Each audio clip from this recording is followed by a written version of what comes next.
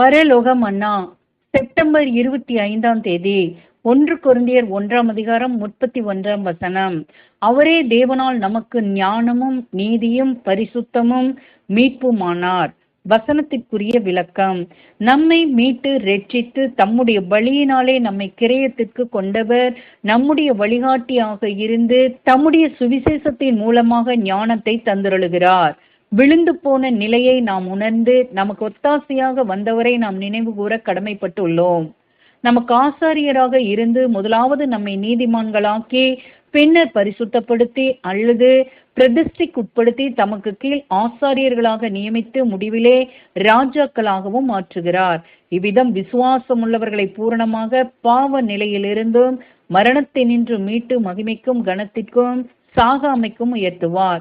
தேவன் கிறிஸ்து மூலமாகவே எழுப்ப சித்தம் உள்ளவராய் இருக்கிறபடியால் இவரே நம் மீட்புமானார். ஆமென்.